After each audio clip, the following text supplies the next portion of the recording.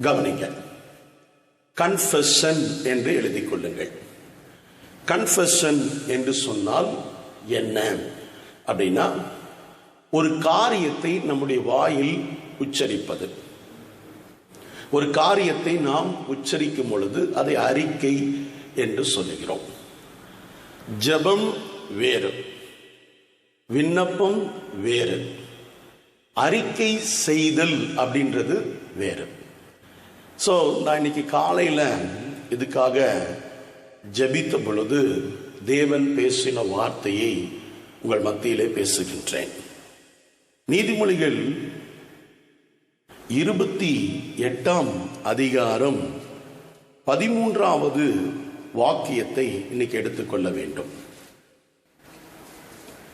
7 காரியங்களை உங்களோடு பேசணும். நிறைய வசனங்கள் இருக்கு, குறித்த நேரத்தில் நிறைவு செய்யணும். ஆகவே உங்களோடு பேசுகிறேன். 1, பாவ அறிக்கை. நம்முடைய பாவங்களை நாம் அறிக்கை செய்ய வேண்டும். எப்பொழுதெல்லாம் நம்மளுக்குள்ளே பாவத்தை பற்றிய ஒரு கருத்து, ஒரு மன உறுத்தல் எப்பெல்லாம் நமக்குள்ள வந்து அந்த வேதனை நமக்குள்ள வருகிறதோ அப்ப எல்லாம் நம்முடைய பாவங்களை நாம் அறிக்கை செய்ய வேண்டும். நீங்க டெரிக் பிரின்ஸ் அவர்கள் எழுதிய புத்தகம் அறிக்கை செய்தலின் ஆற்றல் என்ற ஒரு சின்ன புத்தகம் இருக்கும். கர்த்தருக்கு சித்தம்னா அந்த புக்கை வாங்கி படிச்சு பாருங்க. கன்ஃபெஷனை பற்றி நிறைய வெளிப்பாடுகளை அவர்கள் எழுதியிருப்பார்கள். கர்த்தருடைய நாமம் மகிமைப்படட்டும். நான் அதுக்குள்ள போகல, பட் கன்ஃபெஷன்னா என்ன, எப்படி என்பதை உங்களோடு நான் பேச ஆசைப்படுகிறேன். தன் பாவங்களை மறைக்கிறவன் வாழ்வடைய மாட்டான், அறிக்கை செய்து விட்டு விடுகிறவன் இரக்கம் பெறுவான்.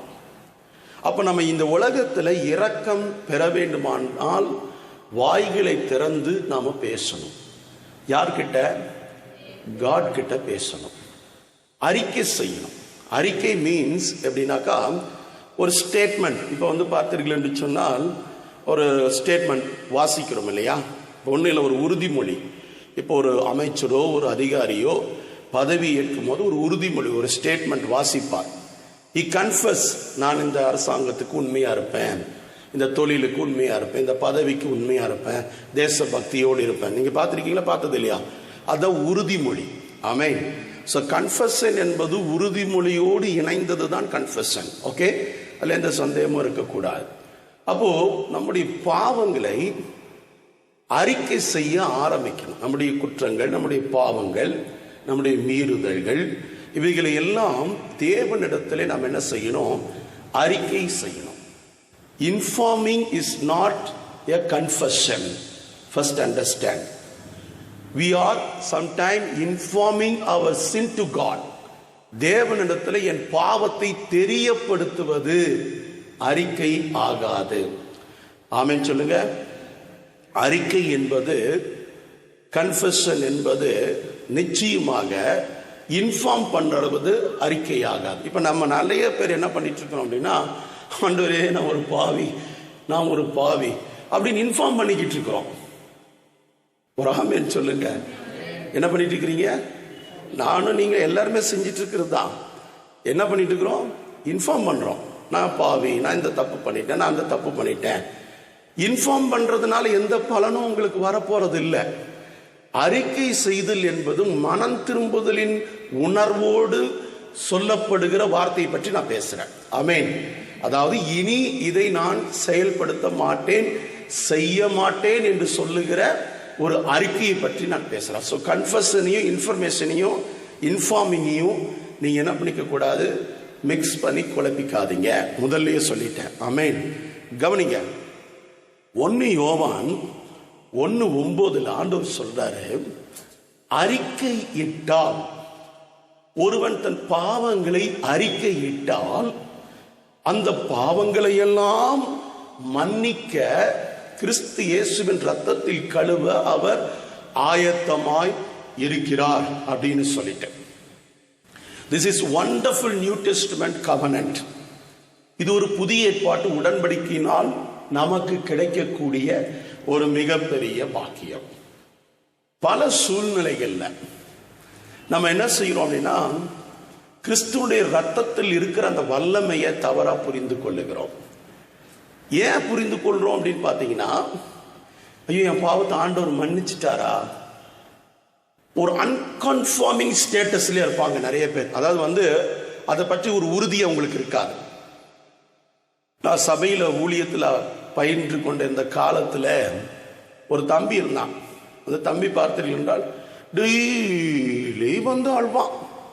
சபையில உட்கார்ந்து கோன்னு ஆராதனையில அழுதுட்டு தான் இருப்பான் அந்த தம்பி. இப்ப ஊழியம் பண்றான் அந்த தம்பி. நான் அவன்கிட்ட கேட்பேன், என்னடா ஏன்டா அழுகிற அப்படின்னு. அவன் சொல்லுவான், என்னைக்கோ செய்த ஒரு பாவத்தை சொல்லி அழுதுகிட்டு இருப்பான். அடுத்த வாரமும் அழுவான். நான் கேட்பேன், அதான் போன வாரமே அழுதுட்டியாடா, இப்ப திரும்பி ஏன்டா இந்த வாரம் அழுகிறான்? ஐயோ அமல்ராஜ், நான் அந்த பாவத்தை அப்பவே செஞ்சிட்டேன் அப்படின்னு. நானும் பார்த்தேன். 5 வருஷம் நான் இருந்த சபையில் அந்த தம்பி அழுதுகிட்டே தான் இருந்தான். அப்படின்னா அந்த தம்பிக்குள்ள இருக்கக்கூடிய நம்பிக்கை என்னன்னா, is informing the sin but is not confessing the sin. ஒருவன் அறிக்கை செய்தலோடு விட்டு விடுதல் என்பது இருக்குது. Without action confession is nothing.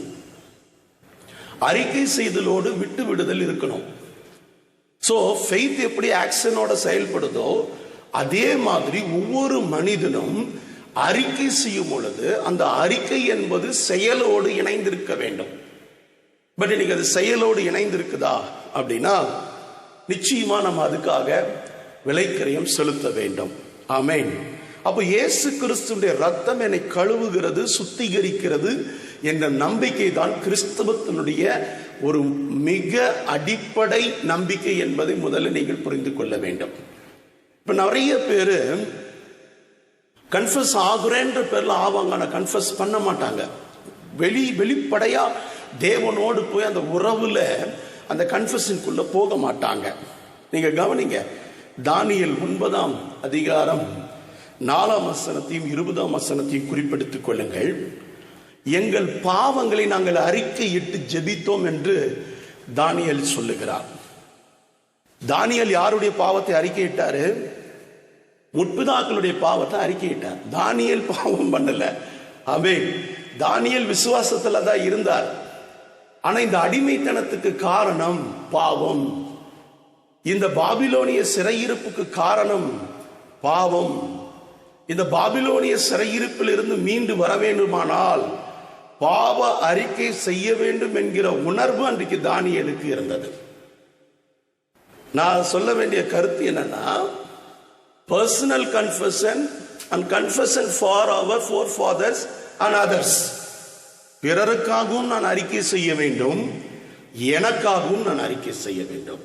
Most of the time Christians என்ன செய்யறாங்க, கர்த்தருடைய பிள்ளைகள் அப்படின்னு பார்த்தீர்கள் என்று சொன்னால், தன்னுடைய பாவங்களை அறிக்கை செய்வதற்கு ஆயத்தமா இருப்பாங்க. ஆனால் முற்பிதாக்களுடைய பாவங்களை அறிக்கை செய்வதற்கு அவங்க ஆயத்தமா இருக்க மாட்டாங்க. பிகாஸ் அது அவங்க மிஸ்டேக், அது அவர் பண்ண மிஸ்டேக். நான் எதுக்கு அவருக்காக ஜெபிக்கணும் அப்படின்வாங்க. That is very wrong concept in Christianity. Amen. கிறிஸ்தவர்கள் ஒரு தவறான கருத்தை இந்த இடத்திலே பதிய பண்ணுகிறார்கள். அப்ப கவனிங்க, ஒரு காரியத்தை உங்களோடு நான் பேச விரும்புகின்றேன். எஸ்ரா 10ஆம் அதிகாரம் 1ஆம் வசனத்தையும் குறிப்பிடுத்திக் கொள்ள வேண்டும். எஸ்ரா ஜெபித்து அறிக்கை செய்தான் என்று சொல்லி பார்க்கின்றோம். இப்ப புரிஞ்சுக்குங்க, informing is different from confession. Confession is different from prayer. Don't mix it. நீங்க என்ன பண்றீங்க அப்படின்னா கன்ஃபியூஸ் பண்ணிக்கிறீங்க. ஆமென். என்னன்னா ஜெபிச்சுட்டா கன்ஃபெஸ் பண்ணிட்டேன் அப்படின்னு சொல்லிட்டு. அதனாலதான் சொல்றேன், டெரிக் பிரின்ஸுடைய அந்த புத்தகத்தை ஒரு முறை ரெஃபர் பண்ணுங்க. You will get more ideas. உங்களுக்கு நிறைய சத்தியங்கள் அவர் மூலமா தேவன் பேசியிருக்கிற காரியங்கள் இதுல வெளிப்படும். ரொம்ப அழகா மோசையை வைத்து ரொம்ப அழகா பேசியிருப்பாரு. பல விஷயங்களை பேசியிருக்காரு. நான் அவைகளை சொல்லுவதற்கு எனக்கு நேரம் இல்லை. But understand, so prayer is different from the confession. பாவங்களை அறிக்கையிட்டு ஜெபித்தான் அப்படின்னு சொல்லி பார்க்கிறோம். ஆமென். அப்போ ஜெபத்துல அறிக்கை என்பது ஒரு பகுதி தானே தவிர அறிக்கை ஒரு நாளும் ஜெபமாகாது. நம்மளால் என்ன செஞ்சிருவார் அப்படின்னா, ஜெபத்தை மட்டும் பண்ணிட்டு அறிக்கை பண்ணாமல் போயிடுவார். இல்லை அறிக்கை ஜெபத்தை கொஞ்சம் கொஞ்சமாக பிரித்து பண்ணிடுவார். இல்லைனாக்கா அறிக்கை மட்டும் பண்ணிட்டு ஜெபம் பண்ணாமல் போயிடுவார். எல்லாமே தவறுன்னு சொல்றேன். அது தெரியப்படுத்துதல் அப்படின்னா, ஆண்டவரே நான் ஒரு பாவி டெய்லி போய் இதை சொல்லிட்டு இருந்தீங்கன்னா யாருக்கா கோபம் வருமா வராதா? உங்களை தான் கேட்குறேன். கண்டிப்பா வருங்க. ஆமென். டீச்சர் வந்து சொல்றாங்க, ஏன்டா லேட் அப்படின்னு கேட்குறாங்க ஒரு பையனை, ஸ்டூடெண்ட்டை. சாரி மேடம், ஸ்கூலுக்கு லேட்டாக வந்துட்டேன், சாரி மேடம்னு காலையிலேயே கேட்டுட்டான். Right, okay. டீச்சர் சொன்னாங்க, பரவாயில்லப்பா உட்கார், மன்னிச்சிட்டோம் உன்னைய, நாளையிலேருந்து கரெக்டாக வான்னு சொல்லிட்டாங்க. திரும்பி மதியானம் பெல் அடிக்குது, சாப்பிட்ற நேரம். சாரி மேடம், நான் லேட்டாக வந்துட்டேன் மேடம் அப்படின்னு சொல்லிட்டு சொல்கிறான். நீ காலையிலேயே சொல்லிட்டுடா போடா அப்படின்பாங்க. திருப்பி சாயங்காலம் பெல் அடிக்குது, வந்து சொல்றான், சாரி மேடம், நான் தெரியாம லேட்டா வந்துட்டேன் மேடம். டேய், எனக்கு டென்ஷன் பண்ற, நீயே ஒழுங்கா போ அப்படின்வாங்க. அடுத்த நாள் காலையிலையும் வந்துட்டு சாரி மேடம், நேத்து நான் லேட்டா வந்துட்டேன்னு சொன்னா டீச்சருக்கு என்ன வரும்? இதே தான் நம்ம ஆண்டவர்கிட்ட பண்ணிக்கிட்டு இருக்கிறோம். நான் பாவி ஆண்டவரே, நான் பாவி ஆண்டவரே, நான் துரோகி ஆண்டவரே, நான் பாவி ஆண்டவரே, நான் பாவி ஆண்டவரே, நான் பாவி ஆண்டவரே, ஐயோ நான் பெரிய பாவி, பெரும் பாவி, பாவிகளில் பிரதான பாவி.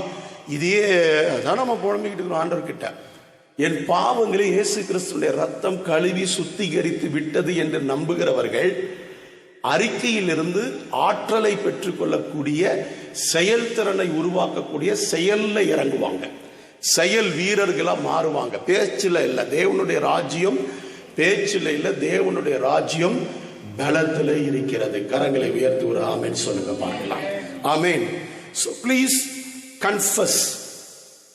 அடுத்தது லேவியராகமம் 16:21 குறிப்பெடுத்துக் கொள்ளுங்கள். வேதம் என்ன சொல்லுது? பாவங்களை அறிக்கையிட வேண்டும். அறிக்கையிடாமல் பாவ மன்னிப்பு பூர்த்தி பெறாது. இந்த ஓல்ட் டெஸ்ட்மென்ட், ஈவன் ஓல்ட் டெஸ்ட்மென்ட்ல என்ன பண்ணாங்க அப்படின்னு பார்த்தீங்கன்னா, பலிகளை செலுத்தினாங்க. நான் கேட்குறேன், என் பாவம் என்னன்னு ஆண்டவருக்கு தெரியும், இதெல்லாம் நான் ஆண்டவர்கிட்ட சொல்ல வேண்டிய அவசியம் இல்லைன்னு நான் போய் ஒரு காளையோ ஒரு ஆட்டையோ பலி செலுத்திட்டு வர்றதுனால என் பாவம் நிவர்த்தி ஆயிராது. அது பாவ நிவர்த்தி பலியாகவே இருந்தாலும், அது குற்ற நிவாரண பலியாகவே இருந்தாலும், பழைய ஏற்பாட்டு காலத்திலேயே அந்த பலி நிவர்த்தியாக வேண்டும் என்று சொன்னால் அறிக்கை செய்யணும். ஆண்டவர் என்ன சொல்றாரு? உன் வாயை விரிவா தர அப்படின்றார். சாரி, இப்ப திறக்க முடியாது, மாஸ்க் போட்டிருக்கோம். உலகத்துக்கே வாயில ஒரு கவசத்தை போட்டு விட்டார்கள். இப்ப எப்படி சார் நான் வாயை விரிவாய் திறப்பது? தனியா தான் திறக்கணும், இல்லைன்னா டிஸ்டன்ஸ்ல 3 மீட்டர் இடைவெளி விட்டு திறக்க வேண்டும். அப்படிப்பட்ட நிலைமைக்கு வந்து விட்டோம். மரணமும் ஜீவனும் எதில் இருக்குதா? நாவின் அதிகாரத்தில் இருக்குது. அறிக்கை செய்யும் பொழுதுதான் அதுல ஜீவன் இருக்குது.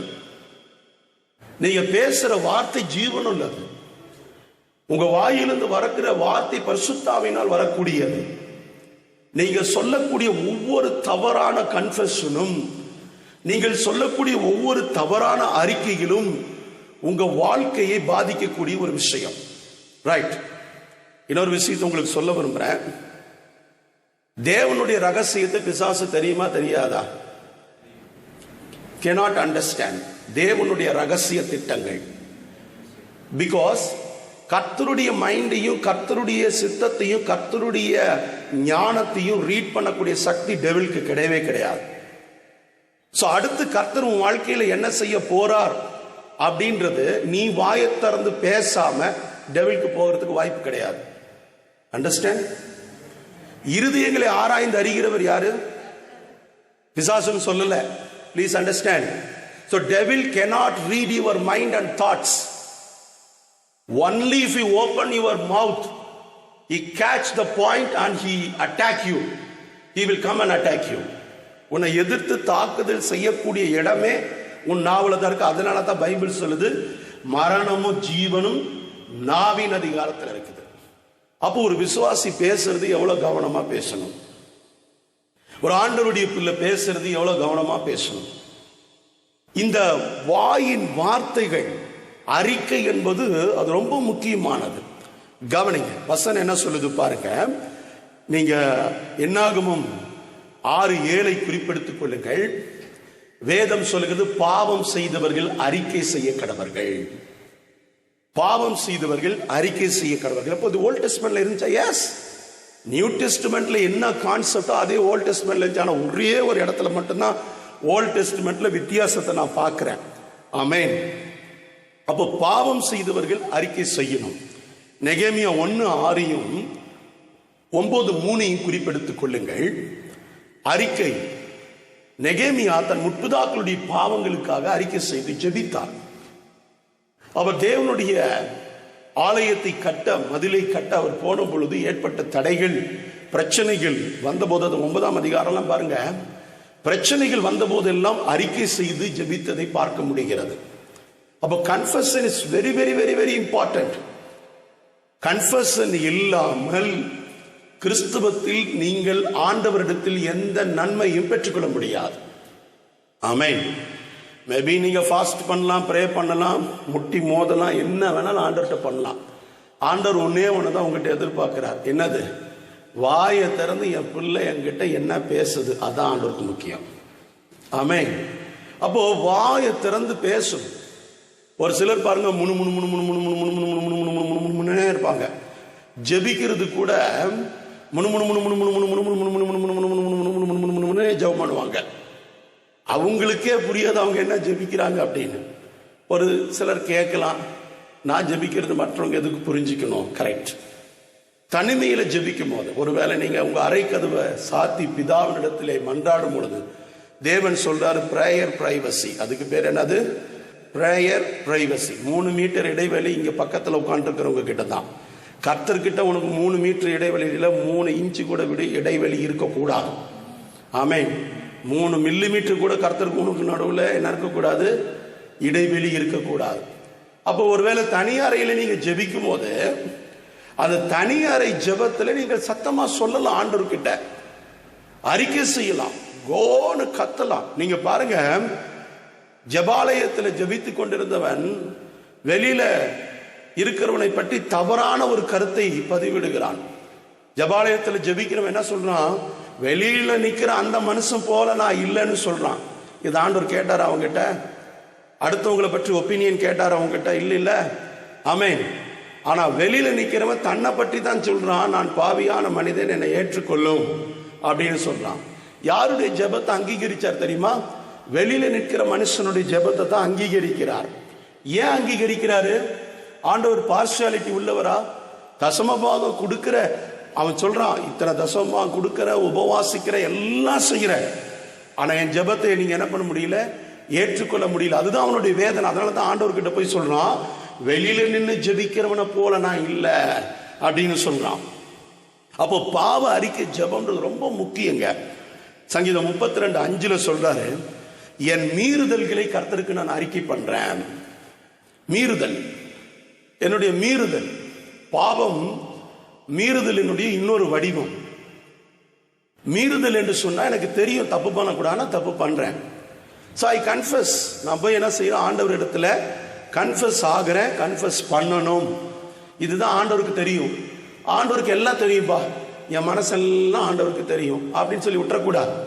ஒவ்வொரு நாளும் ஒரு ஆவிக்குரிய கிறிஸ்தவன், கர்த்தருடைய பிள்ளை, தன்னுடைய மீறுதல்களை என்ன செய்யணும்? அறிக்கை செய்ய வேண்டும். ராமேன் சொல்லுங்க பார்க்கலாம். மத்தேயு 3:6 மாற்கு 1:5 பாவங்களை அறிக்கையிட்டு ஞானஸ்தானம் பெற்றார்கள் என்று இருக்கும். ஆமென். என்ன அறிக்கை செய்தார்கள்? பாவங்களை அறிக்கை செய்து ஞானஸ்தானம் பெற்றார்கள். இன்னைக்கு பாருங்க, நான் ஞானஸ்தானம் கொடுக்கும்போது வாய் திறந்து பேச சொல்லுவேன். ஆமென். பேசுங்க, கன்ஃபஸ் ஆகுங்க. அவங்களுக்கு டைம் கொடுக்குறோம். பேப்டிசம் கேட்ட உடனே சபையில் யாருக்கு கொடுக்கறது இல்லை. அவங்களுக்கு ஐ எம் கிவிங் டைம். கண்டிப்பா அவங்களுக்கு ஒரு நேரம் கொடுக்கப்பட வேண்டும். அவங்க தேவனோடு உறவாடுவதற்கான ஒரு நேரம், அவங்க மனம் திரும்புவதற்கான ஒரு நேரம். இன்னைக்கு உலகம் சொல்லுகிற மத மாற்றம் என்பது என்ன தெரியுமா? இந்த அரக்க பறக்க அவசரத்துல போட்டு அமுக்கி எடுக்கிறாங்க பாருங்க. இதெல்லாம் தான் சபைக்கு பின்னால தலைவலியா மாறுது. ஆமென். அப்ப நீங்க கேட்கலாம், அப்போஸ்தலர் காலங்கள்ல வந்தாங்களே, அத்தனை ஆயிரம் பேருக்கு ஞானஸ்தானம் கொடுத்தாங்களே அப்படின்னு. அத்தனை ஆயிரம் பேருக்கு முன்னால ஞானஸ்தானம் கொடுக்கறதுக்கு முன்னால பேதுரு அத்தனாயிரம் பேருக்கு தெளிவா பேசினார். ஆமென். பைபிள் சொல்லுது, இருதயத்திலே குத்தப்பட்டவர்கள், என்னப்பட்டவர்கள்? குத்தப்பட்டவர்கள் மனம் திரும்பி என்ன பண்ணாங்க? ஞானஸ்நானம் எடுத்தார்கள். குத்தப்பட்டு வந்து எடுக்கணுமே தவிர குத்தி குத்தி ஞானஸ்நானம் எடுக்க வைக்க கூடாது. ஆமென். நீ ஞானஸ்தானத்தை பற்றிய பிரசங்கங்கள் விசுவாசிகளுடைய இருதயங்களை குத்துகிறதாக இருக்கிறதே தவிர தேவ ஆவியினால் அவர்கள் தேவ வசனத்தினால் குத்தப்பட்டு தேவனுடைய சமூகத்தில் வந்து ஞானஸ்தானத்துக்கு அர்ப்பணிக்கிறவர்களாக இல்லை. இதுதான் இன்றைய ஞானஸ்தானத்தில் இருக்கக்கூடிய ஒரு சிறிய பிரச்சனை. அப்போ வசனம் என்ன சொல்லுது பாருங்க, பாவங்களை அறிக்கையிட்டு ஞானஸ்தானம் பெற்றார்கள். யோசுவா 7ஆம் அதிகாரம் 19 குறிப்பெடுத்துக் கொள்ளுங்க. பழைய ஏற்பாட்டுக்கு புதிய ஏற்பாட்டுக்கு ஒரே ஒரு வித்தியாசம் தான். யோசுவா சொல்றாரு, மகனே உன் பாவங்களை அறிக்கையிட்டு கர்த்தருக்கு முன்னால நீ கர்த்தருடைய நாமத்தில் அறிக்கையிடுன்னு சொல்றார். அங்க எரிகோவில் ஒரு தவறு நடக்குது, புரியுதுங்களா? சில பொருட்களை எல்லாம் தூக்கிட்டு வந்துடுறாங்க. உங்களுக்கு எல்லாருக்கும் அந்த சம்பவம் தெரியும். ஆயி பட்டணத்தில் தோல்வி உண்டாகிறது, அதை கண்டுபிடிக்கிறாங்க. அப்படிப்பட்ட நேரத்தில் அவர் சொல்றாரு, நீ அறிக்கை செய்யு. ஆனா வசனம் சொல்லுது, அந்த அதிகாரத்தினுடைய கடைசியில பாருங்க, அவனை கல்லெறிந்து கொன்றார்கள் இருக்கும். 1 யோவான் 1:9க்கும் யோசுவா 7:19க்குள்ள வித்தியாசம் என்ன தெரியுமா? பழைய ஏற்பாட்டு காலத்துல அறிக்கை பண்ணிட்டினாலும் கல்லடி கண்டிப்பா உண்டு. புதிய ஏற்பாட்டில் அறிக்கை பண்ணிட்டுனா அமைதியா மன்னிச்சு சூப்பரா வழி நடத்திட்டு போயிடுவார். எது பெஸ்ட்ன்னு நீங்க நினைக்கிறீங்க? ஆமென்.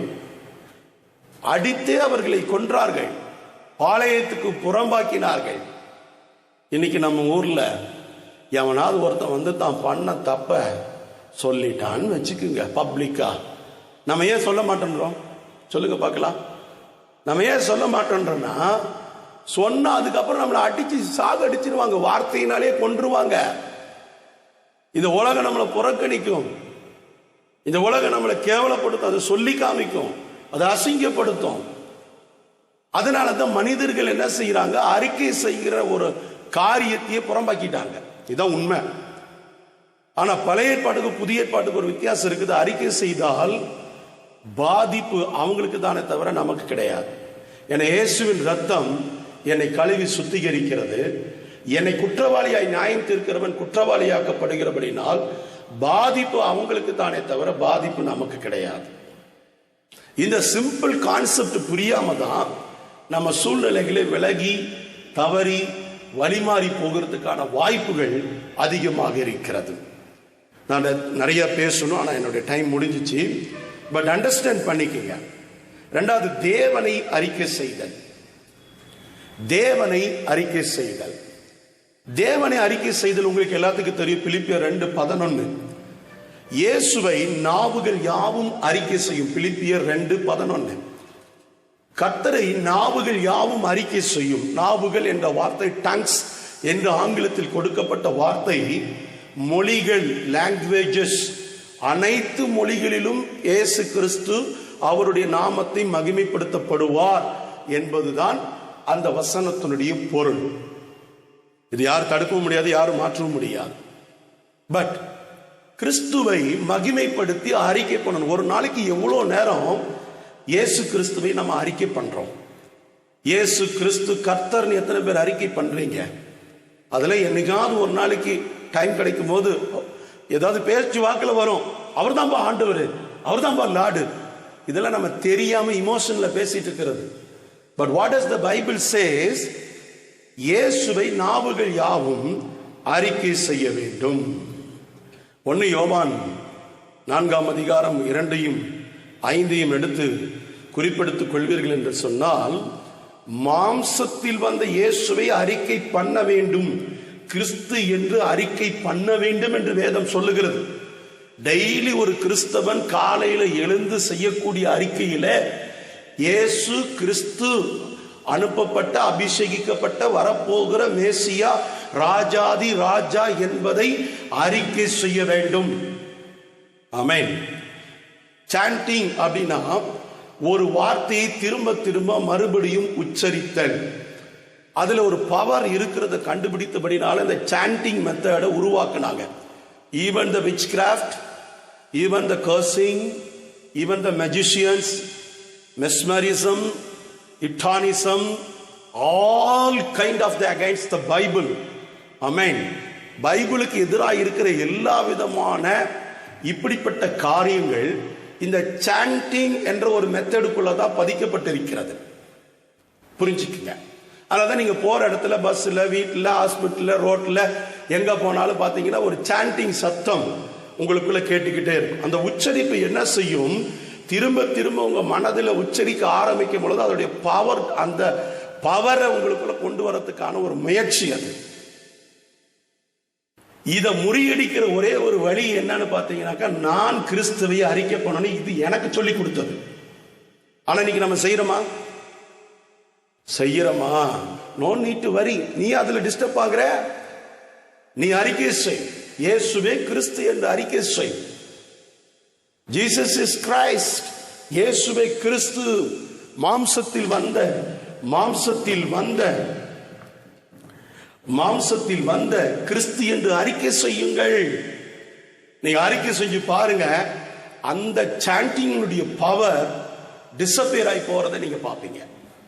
Amen. This is the method you should use to avoid that situation. நீங்க அந்த இடத்தை விட்டு வெளியில வர முடியும். பஸ்ல விட்டு வெளியே குதிக்க முடியுமா? வேலை செய்யற இடத்தை விட்டு வெளியே வர முடியுமா? ஒருத்தர் வீட்டுக்கு போறீங்க, அவங்க வீட்டுல பாடிக்கிட்டு இருக்குது, அதை விட்டு நீங்க வெளியே வர முடியுமா? ஆனால் உங்களுக்குள் இருக்கக்கூடிய அறிக்கை துதியோடு சம்பந்தப்பட்ட ஒன்றாக இருக்கிறது. அதை புரிந்து கொள்ளுங்கள். ஆமென். 9:22 கவனிங்க. 9:22 யோவான் 9:22 என்ன சொல்லுகிறது என்று சொன்னால், அவன் இயேசு கிறிஸ்துவை அறிக்கை பண்ணினான், சுகம் பெற்றவன். ஒரு அல்லேலூயா சொல்லுங்க பார்க்கலாம். ஆமென். தான் பெற்ற சுகத்துக்காக எனக்கு சுகம் கொடுத்தது யார் என்று கேட்ட பொழுது அவன் அறிக்கை செய்தான் என்று சொல்லி பார்க்கிறோம். அறிக்கை செய்தல் என்பது நன்றி உணர்வோடு தொடர்புடையதாக இருக்கிறது. ஒரு அல்லேலூயா சொல்லுங்க.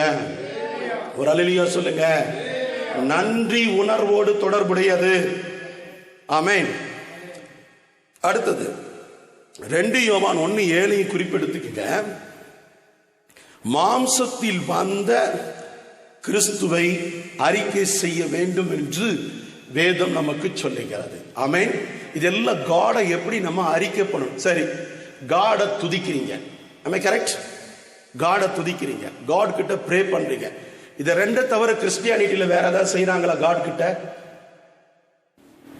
அதான் துதித்தல், ஜெபித்தல், இது ரெண்டை தவிர வேற ஏதாவது செய்யறாங்களா?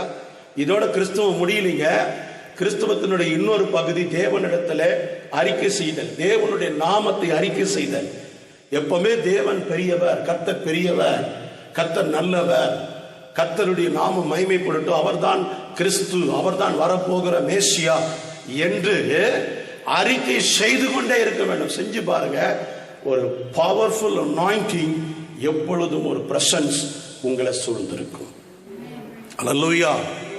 பிசாசு பக்கத்திலே வராது. ஆமென். இயேசு பெரியவர்னு சொல்லிட்டாலே சின்ன மாமன் ஓடி போயிடுவான். ஆமென். அவன் புரிஞ்சுக்குவான், ஐயோ அவர் தான் பெரியவர் அவன் சொல்றான், அதனால நாம போக முடியாது, போயிடுவான். ஆமென். நீங்க பயப்பட வேண்டிய அவசியமே இல்லை. ஓகே, நோட் பண்ணிக்கிங்க. ரோமர் 10:9 நோட் பண்ணிக்கிங்க.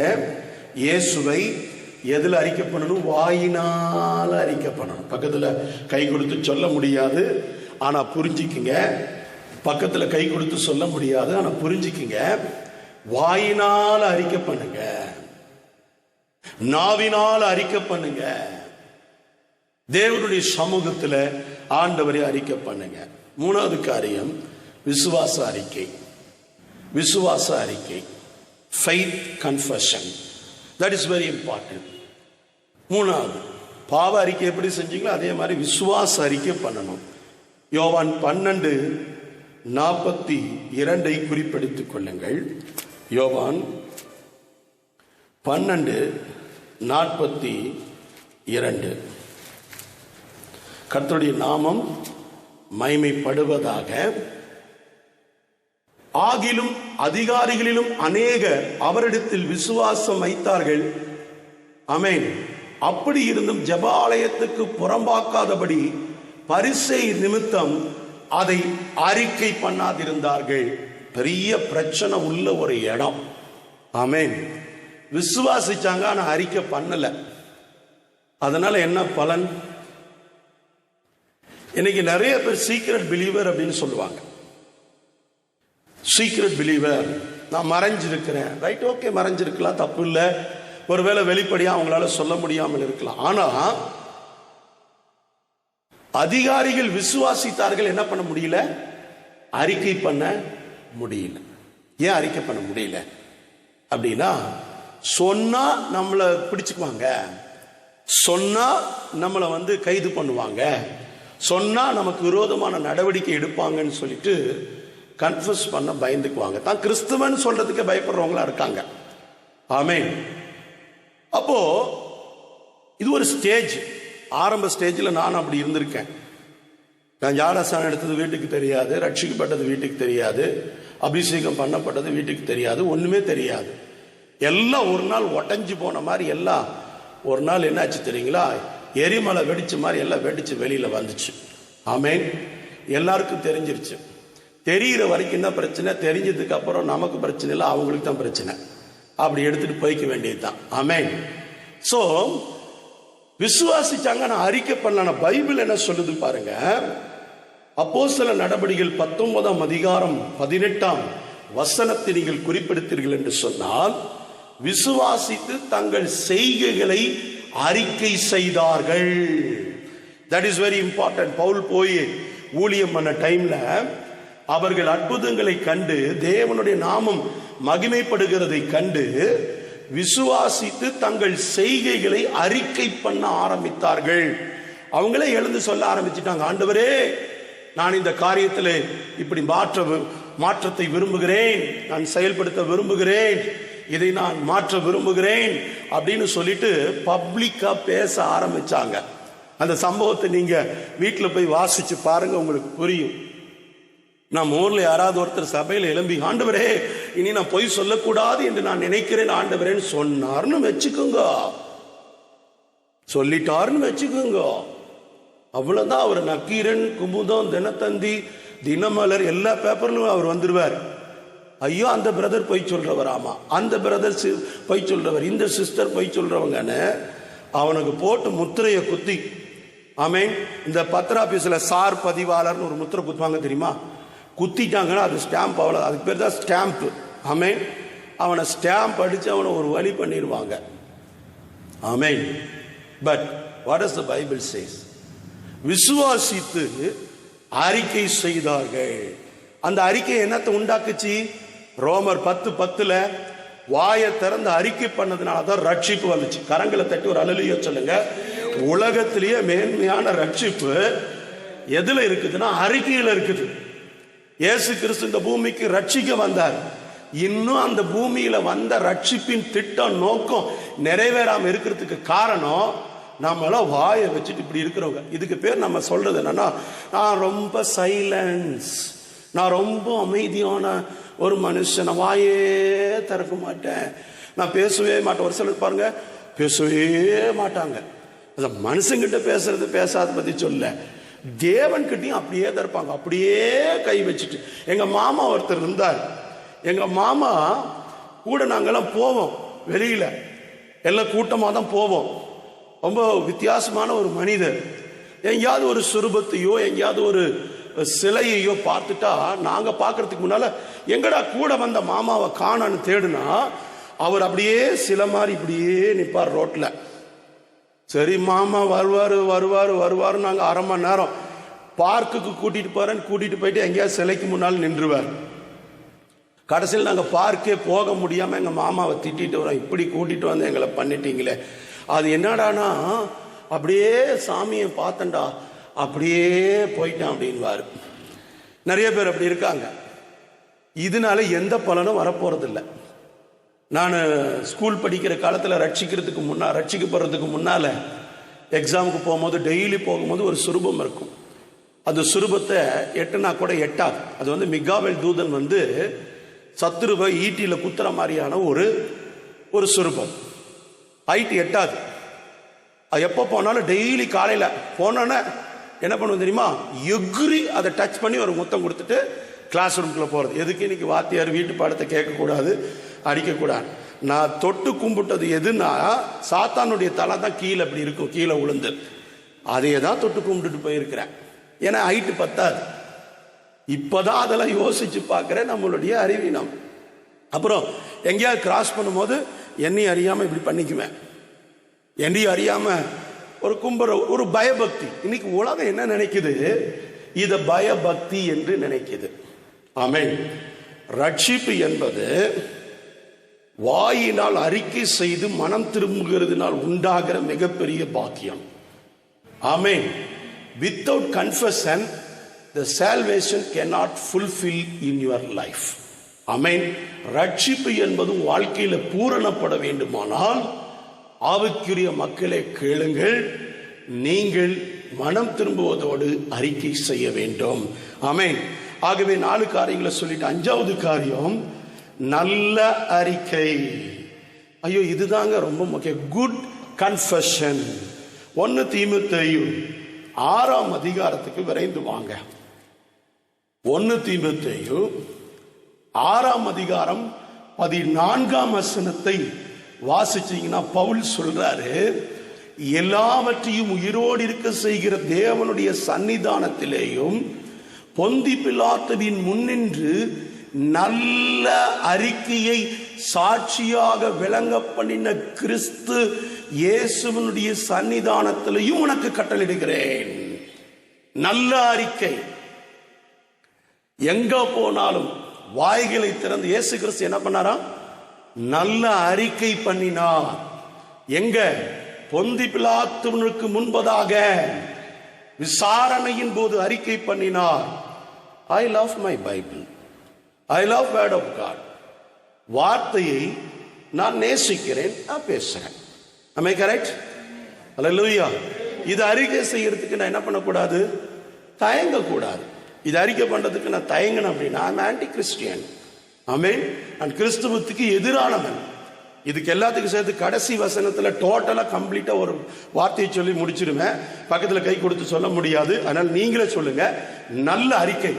எங்க போனாலும் கிறிஸ்துவத்தை பற்றிய, கிறிஸ்துவை பற்றிய, தேவனை பற்றிய நல்ல அறிக்கையை நீங்க செய்யணும்.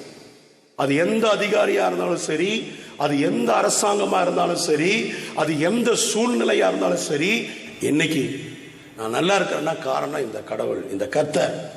ஆமென். இது அறிக்கை செய்யறதுக்கு நான் வெட்கப்பட்டேன்னா, எனக்கு உதவி செய்த, எனக்கு நன்மை செய்த தேவனுக்கு நான் என்ன பிரதிபலன்? என்னால தேவனுக்கு எதுவுமே பிரதிபலன் நான் கொடுக்க முடியாதுங்க. முடியுமா?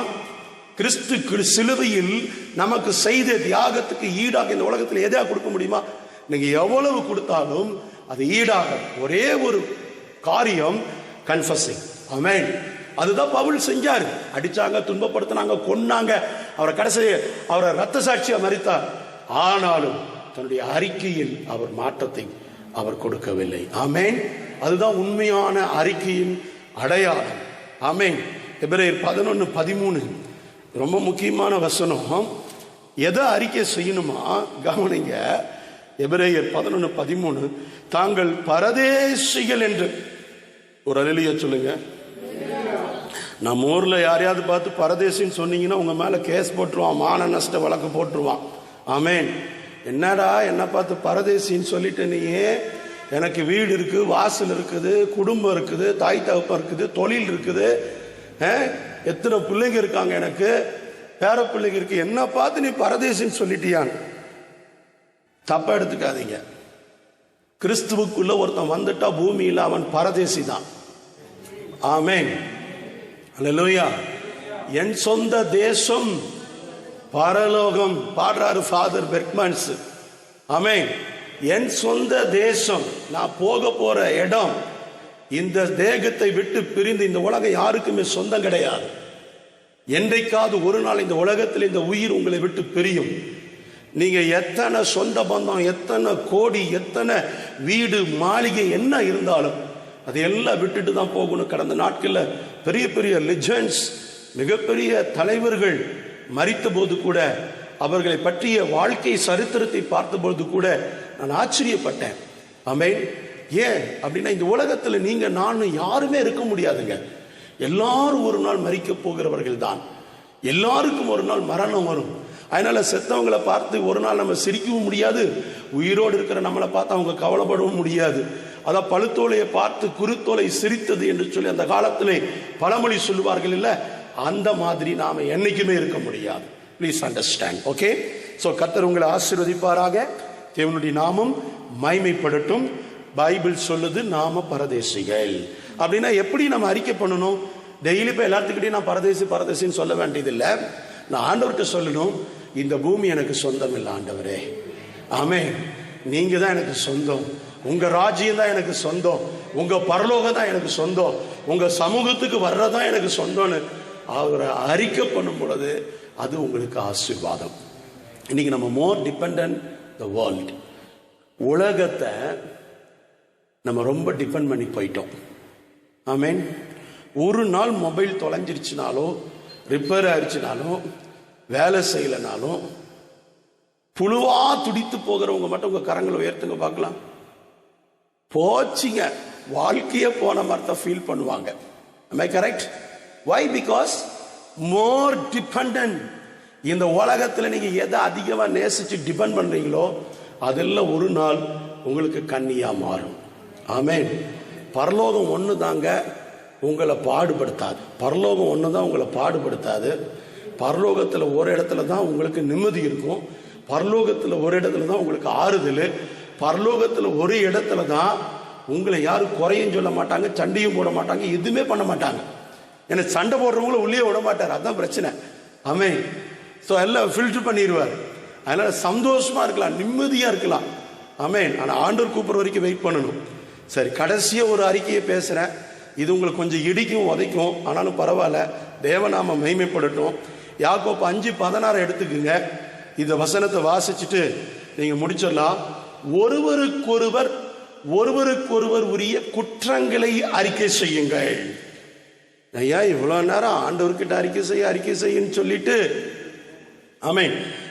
யாக்கோப்பு 5:16. ஆமென். ஒருவருக்கொருவருடைய குற்றங்களை அறிக்கை பண்ணுங்கள். முடியுமா? It is possible in this world. இந்த உலகத்தில் இது முடியுமா? பலவீனமான ஒரு சகோதரன், பலவீனமான தன்னுடைய பாவங்களை, தன்னுடைய பிரச்சனைகளை, தனக்காக ஜெபிக்கிற, தனக்காக பாரப்படுகிற, தனக்காக தேசத்திலே தேவ சமூகத்திலே பாரத்தோடு இருக்கிற இன்னொரு சகோதரனிடத்தில் பகிர்ந்து கொள்ளக்கூடிய அளவுக்கு நம்பிக்கையுடையவர்களா கிறிஸ்துவம் மாற வேண்டும்.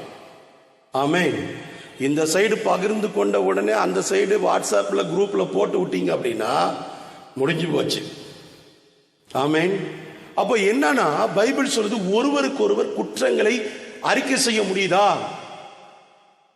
ஒரு கணவன் மனைவியை தன் குற்றத்தை அறிக்கை செய்ய முடியுதா? ஒரு சகோதரனே தன் குற்றத்தை அறிக்கை செய்ய முடியுதா? சக உறவுகள் இன்னைக்கு தங்களுடைய குற்றங்களை அறிக்கை செய்ய முடியுதா? தங்களுடைய தவறை அறிக்கை செய்ய முடியுதா? அப்படி அறிக்கை செய்யும் பட்சத்தில் அவர்கள் ஏற்றுக்கொள்ளப்படுகிறார்களா?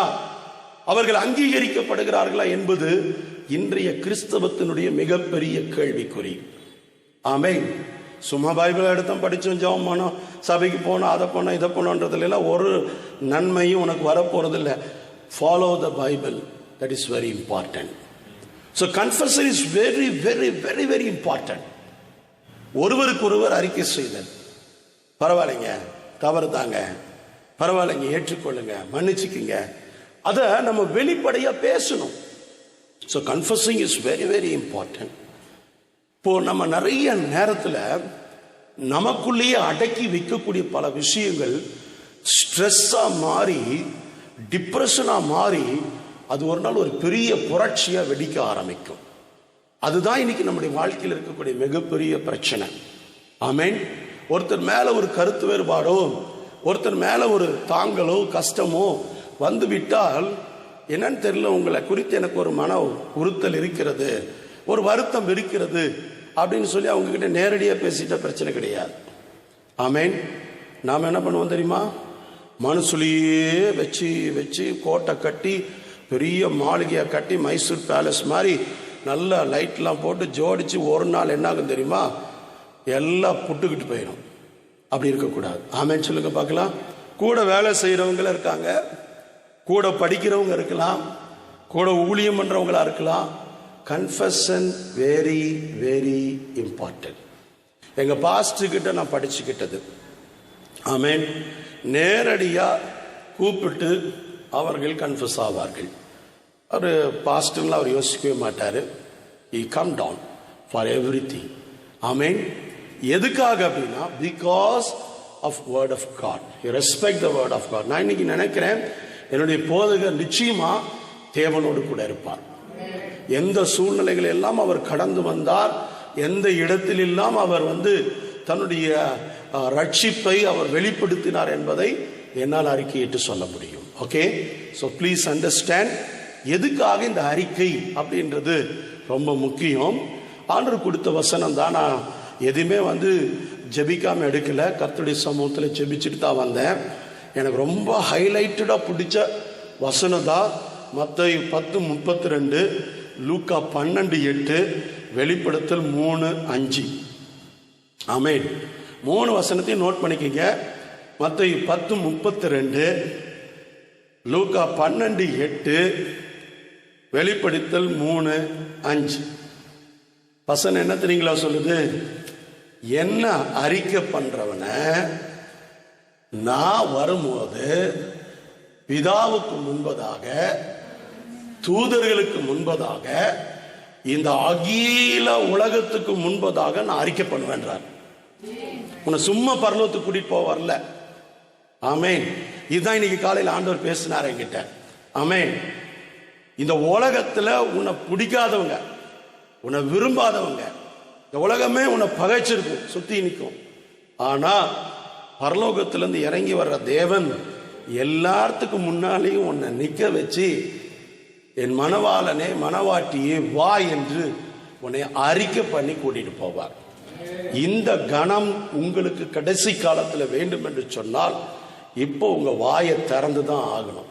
அறிக்கை பண்ணு, பேசுங்க. இந்த 7 காரியத்தையும் குறிப்பெடுத்துக் கொள்ளுங்கள். தேவன் உங்களுக்கு உதவி செய்வாராக. உங்களுடைய உதவிகளுக்கு நன்றி. கர்த்தருடைய நாமம் மகிமைப்படட்டும். நீங்க கோஆபரேட் பண்ணதுக்கு என்னுடைய நன்றி. ஆகவே வசனம் தெளிவா சொல்லுது, கிறிஸ்து வரப்போகிறார். உன் பேரை சொல்லி கூப்பிடுவார். ஒரு அல்லேலூயா சொல்லுவீங்களா? வெளிப்படுத்தல் 3:5 நீங்க வாசிச்சீங்கன்னா உங்களுக்கு புரியும் நான் நினைக்கிறேன். ஆமென். ஒரு அல்லேலூயா சொல்லுங்க பார்க்கலாம். சந்தோஷமா சொல்லுங்க பார்க்கலாம். அல்லேலூயா சொல்லுங்க பார்க்கலாம். ஆமென். 3:5. ஆமென். ஜெயம் கொள்ளுகிறவன் எவனோ அவனுக்கு வெண்வஸ்திரம் தரிப்பிக்கப்படும். ஜீவ புஸ்தகத்திலிருந்து அவனுடைய நாமத்தை நான் கிறுக்கி போடாமல் என் பிதா முன்பாகவும் அவருடைய தூதர் முன்பாகவும் அவன் நாமத்தை அறிக்கையிடுவேன். உங்க பேரை சொல்லி பிதாக்கு முன்பதா தூதருக்கு முன்பதா இந்த உலகம் பார்க்கத்தக்க விதத்திலே ஆண்டவர் உன்னை கனப்படுத்தி தான் பரலோகத்துக்கு கூட்டிட்டு போவார். ஒரு ஆமென் சொல்லுங்க பார்க்கலாம். நடக்குமா நடக்காதா? அதுக்கு இப்ப என்ன பண்ணணும்? வாயை திறந்து என்ன செய்யணும்? அறிக்கை பண்ணணும். என்னென்ன அறிக்கை? பாவ அறிக்கை, தேவனுடைய நாமத்தை குறித்த அறிக்கை, சொல்லுங்க, அப்படியே சொல்லுங்க. விசுவாச அறிக்கை, ரட்சிப்பின் அறிக்கை, நல்ல அறிக்கை, ஆமென், ஒருவருக்கு ஒருவர் உண்டான அறிக்கை, நம்மை பற்றிய விசேஷித்த அறிக்கை, தேவனை குறித்த அறிக்கை. இந்த கன்ஃபெஷன் தான் கிறிஸ்துவத்தினுடைய ஒரு முக்கிய பங்கு என்பதை புரிந்து கொள்ளுங்கள். ஜெபிக்கலாமா? கர்த்தருடைய நாமம் மகிமைப்படட்டும். நான் நிறைவு செய்கிறேன். பிதாவே, இந்த நேரத்திலும் பரிசுத்த ஆவியானவரே, உம்முடைய மகிமையான பிரசன்னத்திலே அப்பா நாங்கள் ஒப்புக் கொடுக்கிறோம். கிறிஸ்துவுக்குள்ளாக ஆண்டவரே ஒருவரை ஒருவர் மன்னிக்கும் நல்ல இருதயத்தை தாரும். ஒருவரை ஒருவர் நேசிக்கிற நல்ல உள்ளத்தை தாரும். பாவங்களை அறிக்கை செய்து விட்டு விட்டு இரக்கத்தை பெற்றுக்கொள்ள கர்த்தர் எங்களுக்கு கிருபை தாரும். சமாதானத்தின் தேவன் எங்களோடு கூட இருப்பீராக. தொடர்ந்து தேவனுடைய நாமம் மகிமைப்படுவதாக. கர்த்தருடைய பிரசன்னம், கர்த்தருடைய கிருபை, கர்த்தருடைய ஆளுகை உண்டாவதாக. தொடர்ந்து தேவனுடைய நாமம் மகிமைப்படுவதாக. இயேசு கிறிஸ்துவின் நாமத்தினால் செபிக்கிறேன், ஜெபம் கேளும் நல்ல பிதாவே, ஆமென். என் ஆத்துமாவே கர்த்தரை ஸ்தோத்திரி, முழுமே பரிசுத்த நாமத்தை ஸ்தோத்திரி. என் ஆத்துமாவே கர்த்தரை ஸ்தோத்திரி, கர்த்தர் செய்த சகல உபகாரங்களையும் மறவாதே. ஆமென்.